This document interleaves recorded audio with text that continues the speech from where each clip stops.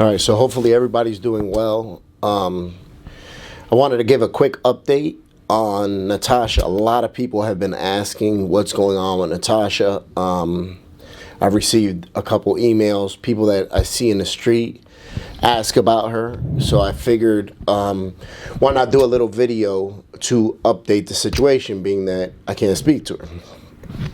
Okay, so Natasha is currently, she's locked up, all right? I have a newspaper article here that I'm referencing, so this is where I'm getting my information from. I have also spoken to a family members of Natasha on a few instances, so that's also how I became aware of the situation. First of all, I want to thank Allison B for sending me. She looked up the article. She's a subscriber on the channel. Thank you, Allison B, for sending me the information so that I could share with everybody else and keep everybody else in the loop of her situation. Okay, so the most recent arrest is this article I'm about to read to you. I'll also put it on the screen so you guys can see it for yourself. It's from Phoenixville, Pennsylvania. The headline is Colonial Theater Credit Card Thief Arrested in Maryland. Okay, a woman wanted for stealing credit cards from patrons at the Colonial Theater months ago was arrested in Maryland. All right, so evidently, I'll read the article first and then I'll elaborate on it. Phoenixville, PA. A woman wanted for stealing credit cards from patrons at the Colonial Theater months ago was arrested in Maryland, police said. Natasha Raymarzuk, 24, faces charges of identity theft, theft by unlawful taking, receiving stolen property, and related counts in connection to the incidents. The incidents occurred back on March 23rd during a showing of the 1966 Batman movie, police said. Police in Baltimore arrested Raymarzuk on November 11th for similar crimes. She had previously been convicted of child endangerment charges, court documents show. A preliminary hearing is forthcoming. Okay, so this was back in November 11th was when she was arrested. The crimes were committed back in March 23rd. So evidently what she was doing was people were in the movie theater enjoying the movie, and she would steal people's purses while they're enjoying the movie. She was racking up credit card charges through the theft of the information. So she's been charged with with those crimes related to identity theft and theft in general. It also states here that she had a prior arrest for endangering the welfare of a child, which I'll get into also here in the video. And I do this just to give an update on her situation and her story. I don't do this to, I don't want, even though the comments are going to be filled with it, I don't want people to be bashing her. Listen, when we're in our addiction, we all stoop to levels that we never thought we'd stoop to. It's just the way it goes. And for those of you that aren't in addiction or haven't experienced addiction, it's hard for you to understand that, and I get that because I was the same way. I didn't really understand it until I found myself in addiction, and then doing things out of character to support my addiction. All right. Also in here is her Amber Alert story. I'm going to link her videos in the description of this video. But also, for those of you that don't know, Natasha was kidnapped when she was younger and taken to Florida, I believe, and she was rescued by the cops. The cops found her and rescued her. During the time she was kidnapped, she was abused sexually, mentally, and physically. She was sold from one person to another. And this is going on. I'm getting this information from stuff that Natasha shared with me, and also family members and friends of hers that reached out and shared this information with me also. For those of you that don't know, whenever I do a video and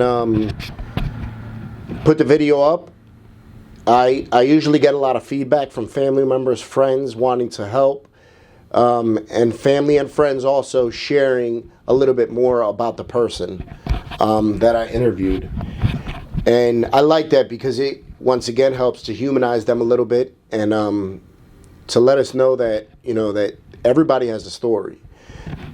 Okay, I'm going to read an old article. This is from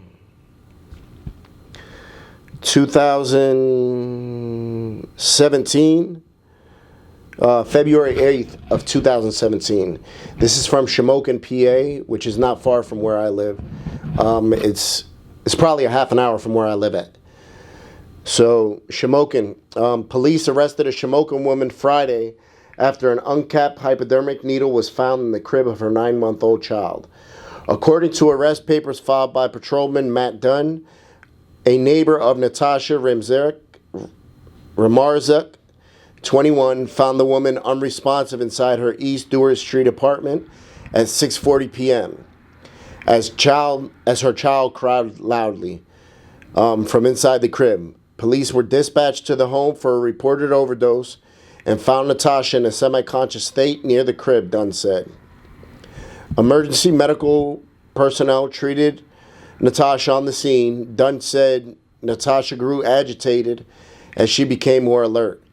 An emergency medical provider found the needle in the crib near where the neighbor lifted the child 10 minutes earlier, according to arrest papers. Natasha was handcuffed and along with the child taken by ambulance for evaluation at Geisinger Shamokin Area Community Hospital in Cole Township. Dunn said Natasha acted unruly, shouting and swearing at hospital staff as she was treated in the emergency room. Northumberland County Children and Youth responded to the hospital according to the arrest papers. Natasha was taken by Dunn to the Shamokin police station where she was questioned by officers. Dunn said Natasha admitted to using Dilaudid, a prescription narcotic, on Thursday and heroin on Wednesday. Dunn charged Natasha with endangering the welfare of a child, disorderly conduct, both misdemeanor counts. She was arraigned by Magistrate John Gembeck and jailed in Lackawanna County Prison, Scranton, on $40,000 cash bail. This situation, unfortunately, is extremely common. I wouldn't say her, finding a needle in the crib, but just that situation in general. When we're out there getting high, we're driving around with our children in the car while we're high, we're under the influence. We're keeping drugs, we're keeping needles in the same house, sometimes the same room as our children. It's just the way it goes. Sometimes, people hide stuff in their children's diaper bags because they think that the police are less likely to check there because it's a diaper bag. It's just the way it goes. It's the nature of addiction, and it goes to show how powerful addiction can be, how ruthless it is, how unforgiving it is. Addiction, when we're in the midst of our addiction, everything else is secondary. Our children, our well-being, our health, everything else is secondary. Addiction comes number 1, 2, and 3. It's extremely powerful, and it's just the way it is, So please try not to pass judgment. And for those of us that are in addiction, that have been in addiction or in recovery or in active addiction, we know that this stuff is normal. This stuff is commonplace. And it's a shame, because our children are the true innocent victims of our addictions. So try not to pass judgment, even though it's hard, because even as I was reading the article, and I had the article sent to my email and I read it, I found myself growing upset because I have children. And although I might not have, ever left a needle in my child's crib, there was times, if I'm being honest, that I drove around with my children high in the car. I drove around with children with with guns in the car, with drugs in the car. So we all just sin a little differently. I always say that, as you guys know. So I ask, if anything, to keep her in prayer. That's what she needs the most, is prayer. Natasha, I'm going to put some pictures up on this video also. Natasha was an extremely beautiful young lady. And we see what her addiction led her, just her physical appearance, to look like. So just imagine internally what she's feeling and how broken down she is. There's a lot of shame and guilt that comes with addiction. And every time I would speak to Natasha about her child, she would start crying. She missed her child, but she knew addiction at that moment had its grips on her, and there was nothing she could do for her child. And she always expressed that the best thing she could do is just stay away, because she was an unfit mother. She couldn't take care of herself. She would say, how am I supposed to take care of a child? So I'm going to put those pictures up. I'll link the articles in this video also. I ask you to keep her in prayer. And I thank you once again for sending me that newspaper article, Allison B. You didn't have to do that, so I thank you very much. I'll be in Philly this weekend, tomorrow and Sunday, doing work out there. So,